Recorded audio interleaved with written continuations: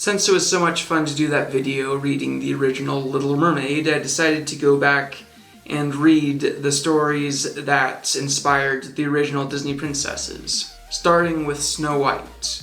At least I think this is the original Snow White. There's a lot of fairy tales out there where they were just spoken out loud until somebody wrote them down, and that's the guy that people think of as the author of the story. There's also cases where people think that someone invented a fairy tale when really they are just making their version of it. An example of that would be Rapunzel. You might have heard people say that Tangled was based off of Rapunzel by Hans Christian Andersen, while other people say that Tangled was based off of Rapunzel by the Brothers Grimm. What happened was Hans Christian Andersen wrote his version of Rapunzel after the Brothers Grimm wrote their version of Rapunzel, if not the original version. But I think Little Snow White by the Brothers Grimm is the original version. At least the closest thing to the original version that hasn't been lost to the sands of time. Once upon a time, in the middle of winter, when the flakes of snow were falling like feathers from the sky, a queen sat at a window sewing, and the frame of the window was made of black ebony. And while she was sewing and looking out of the window at the snow, she pricked her finger with the needle, and 3 drops of blood fell upon the snow. And the red looked pretty upon the white snow, and she thought to herself, "If only I had a child as white as snow, as red as blood, and as black as the wood of the window frame." Soon after, she had a little daughter who was as white as snow, and as red as blood, and her hair was as black as ebony. And she was therefore called Little Snow White. And when the child was born, the queen died. And the moral of the story is be careful what you wish for. The end. I'm kidding. After a year passed, the king took another wife. She was a beautiful woman, but proud and haughty, and she could not bear that anyone else should surpass her in beauty. She had a wonderful looking glass, and when she stood in front of it and looked at herself in it and said, looking glass on the wall, who in this land is the fairest of all? You, O queen, are the fairest of all." Then she was satisfied, for she knew that the looking glass spoke the truth. But Snow White was growing up and grew more and more beautiful. And when she was 7 years old, she was as beautiful as the day, and more beautiful than the queen herself. At 7 years old. You know, with the story being written in 1812, I want to say times were different back then, but considering the child beauty pageants that exists, I'm not so sure they are that different. And once, when the queen asked her looking glass on the wall, who in this land is the fairest of all?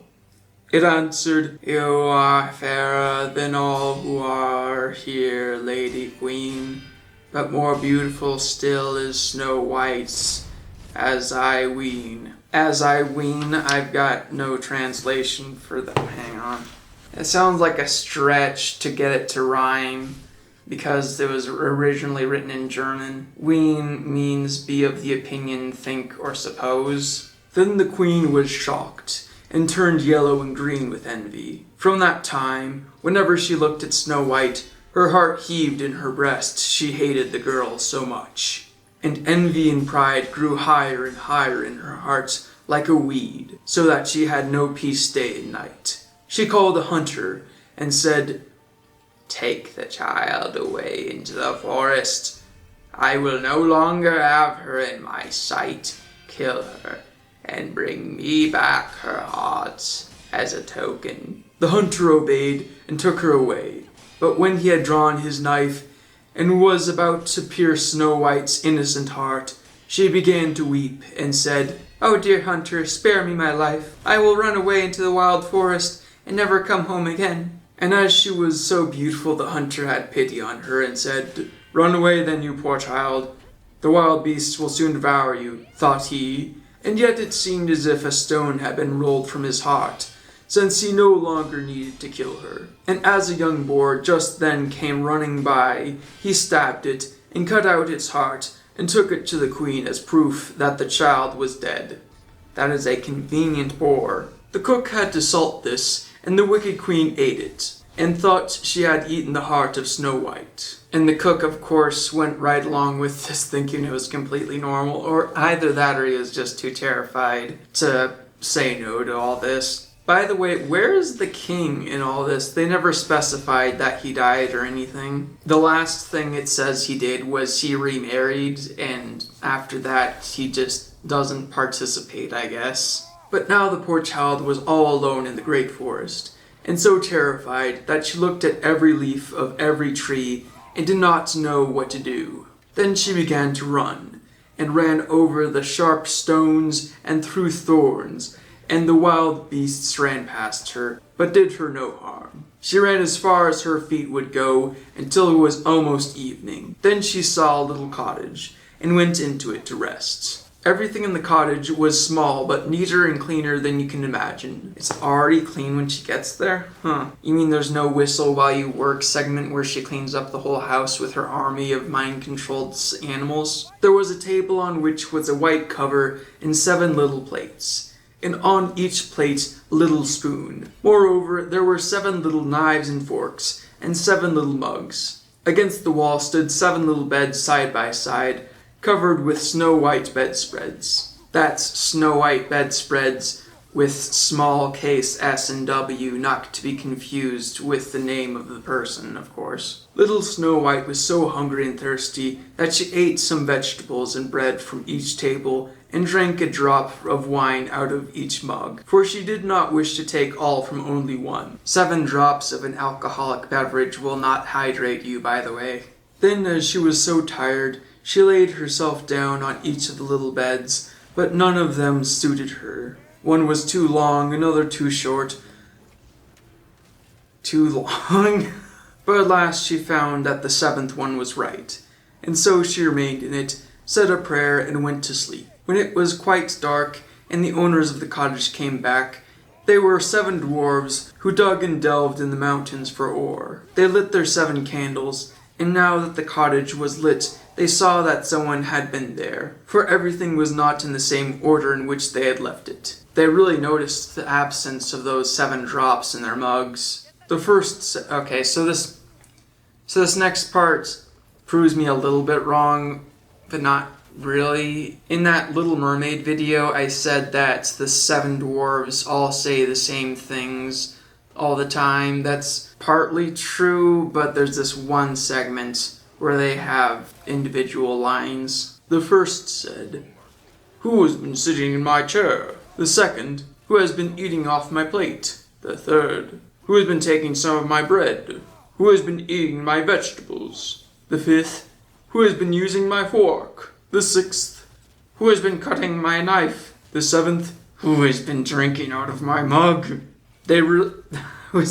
I was just joking. They actually noticed the 7 drops missing from their mugs. I find it funny how this is such a bafflingly new occurrence for them. They live in a house with 6 other people. You'd think that stuff would be not where they left it all the time. Then the first looked around and saw that there was a little hole in his bed, and he said, "Who has been getting into my bed?" The others came up, and each called out, "Somebody has been lying in my bed too." But the 7th, when he looked at his bed, saw little Snow White, who was lying asleep in it. And he called the others, who came running up, and they cried out with astonishment, and brought their 7 little candles, and let the light fall on little Snow White. "Oh heavens," they cried. "What a lovely child." And they were so glad that they did not wake her up, but let her sleep in the bed. And the 7th dwarf slept with his companions 1 hour with each, and so got through the night. But that's only 6 hours, though. How he woke himself up every hour, I don't know. When it was morning, little Snow White awoke, and was frightened when she saw the 7 dwarves. But they were friendly, and asked her what her name was. "My name is Snow White," she answered. "How have you come to our house?" said the dwarves. So now we have quotes that are just from all 7 of them, as I was saying in my Little Mermaid video. Then she told them that her stepmother had wished to have her killed, but that the hunter had spared her life and that she had run for the whole day, until at last she had found their dwelling. The dwarves said, "If you will take care of our house, cook, make the beds, wash, sew, and knit, and if you will keep everything neat and clean, you can stay with us, and you shall want for nothing." "Yes," said Snow White, "with all my heart." And she stayed with them. She kept the house in order for them. In the mornings they went to the mountains and looked for copper and gold. In the evenings they came back, and then their supper had to be ready. The girl was alone the whole day, so the good dwarves warned her and said, "Beware of your stepmother. She will soon know that you are here. Be sure to let no one come in." But the queen, believing that she had eaten Snow White's heart, was certain that she was again the first and most beautiful of all. And she went to her looking-glass and said, looking glass on the wall, who in this land is the fairest of all?" And the looking-glass answered, "O queen, you are fairest of all I see, but over the hills where the 7 dwarves dwell, Snow White is still alive and well, and none is so fair as she." Then she was astounded, for she knew that the looking-glass never spoke falsely, and she knew that the hunter had betrayed her, and that little Snow White was still alive. And so she thought and thought again how she might kill her, for so long as she was not the fairest in the whole land, envy let her have no rest. And when she had at last thought of something to do, she painted her face and dressed herself like an old peddler, and no one could have known her. In this disguise, she went over the 7 mountains to the 7 dwarves. Wow, I guess the queen can just abandon her post without no one noticing for months as she climbs 7 mountains by herself with no escorts. 7 mountains. Also, I love how she just knows exactly who the 7 dwarves are. In this disguise, she went over the 7 mountains to the 7 dwarves and knocked at the door and cried, "Pretty things to sell, very cheap, very cheap." Little Snow White looked out the window and called out, "Good day, my good woman. What have you to sell?" "Good things, pretty things," she answered. "Laces of all colors." And she pulled out one which was woven of bright-colored silk. "I may let the worthy old woman in," thought Snow White, and she unbolted the door and bought the pretty laces. "Child," said the old woman, "what a fright you look. Come, I will lace you properly for once." Snow White had no suspicions, but stood before her and let her be laced with the new laces. But the old woman laced so quickly and so tightly that Snow White lost her breath and fell down as if dead. "Now I am the most beautiful," said the queen to herself, and ran away. Not long afterwards, in the evening, the 7 dwarves came home, but were shocked that they saw their dear little Snow White lying on the ground, and that she neither stirred nor moved, and seemed to be dead. They lifted her up, and as they saw that she was laced too tightly, they cut the laces. Then she began to breathe a little, and after a while came to life again. I'm assuming you mean that she came to consciousness again, but okay. When the dwarves heard what had happened, they said, "The old peddler was none other than the wicked queen. Take care and let no one come in when we are not with you." Didn't they say that before? Yeah, they said be sure to let no one come in. But the wicked woman, when she had reached home, went in front of the glass and asked, looking glass on the wall, who in this land is the fairest of all?" And it answered as before, "O queen, you are fairest of all I see, but over the hills where the 7 dwarves dwell, Snow White is still alive and well, and none is so fair as she."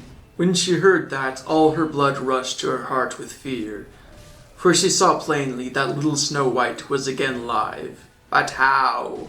she said. "I will think of something that shall put an end to you." And by the help of witchcraft, which she understood, she made a poisonous comb. Then she disguised herself and took the shape of another old woman. So she went over the 7 mountains to the 7 dwarves, knocked at the door and cried, "Good things to sell, cheap, cheap." Little Snow White looked out and said, "Go away, I cannot let anyone come in." "That's better." "I suppose you can look," said the old woman, and pulled the poisonous comb out and held it up. It pleased the girl so well that she let herself be fooled, and opened the door. Thank goodness they didn't have spam calls back then, 'cause she would have fallen for everything. When she had struck a bargain, the old woman said, "Now I will comb you properly for once." Poor little Snow White had no suspicion, and let the old woman do as she pleased. But hardly had she put the comb in her hair than the poison in it took effect, and the girl fell down senseless. She had no suspicions, even though the old woman was saying all the same things as the last one. "You paragon of beauty," said the wicked woman. "You are done for good." And she went away. But fortunately, it was almost evening when the 7 dwarfs came home. When they saw little Snow White lying as if dead upon the ground, they at once suspected the stepmother, and they looked and found the poisonous comb. Scarcely had they taken it out when little Snow White came to, and told them what had happened. Then they warned her once more to be upon her guard, and to open the door to no one. The queen at home went in front of the glass and said, looking glass on the wall, who in this land is the fairest of all?" Then it answered as before, "O queen, you are the fairest of all I see, but over the hills where the 7 dwarfs dwell, Snow White is still alive and well, and none is so fair as she." When she heard the looking glass speak, she trembled and shook with rage. "Snow White shall die," she cried, "even if it costs me my life." Funny you should say that. With that, she went into a quite secret, lonely room, where no one ever came, and there she made a very poisonous apple. Outside, it looked pretty, white with a red cheek, so that everyone who saw it longed for it. But whoever ate a piece of it must surely die. When the apple was ready, she painted her face and dressed herself up as a countrywoman, and so she went over the 7 mountains to the 7 dwarfs. She knocked at the door. Snow White put her head out of the window and said, "I cannot let anyone in. The 7 dwarfs have forbidden me." "It is all the same to me," answered the woman. "I shall soon get rid of my apples. Here, I will give you one." "No," said Snow White. "I dare not take anything." "Are you afraid of poison?" said the old woman. "Look, I will cut the apple in 2 pieces. You eat the red cheek, and I will eat the white." The apple was so cunningly made that only the red cheek was poisoned. Snow White longed for the fine apple, and when she saw that the woman ate part of it, she could resist no longer, and stretched out her hand and took the poisonous half. But hardly had she taken a bite than she fell down dead. Then the queen looked at her with a dreadful look, and laughed aloud, and said, "White as snow, red as blood, black as ebony wood. This time the dwarves cannot wake you up again." And when she asked Looking Glass at home, looking glass on the wall, who in this land is the fairest of all?" It answered at last, "O queen, in this land you are fairest of all." Then her envious heart had rest, so far as an envious heart can have rest. The dwarves, when they came home in the evening, found Snow White lying upon the ground. She breathed no longer and was dead.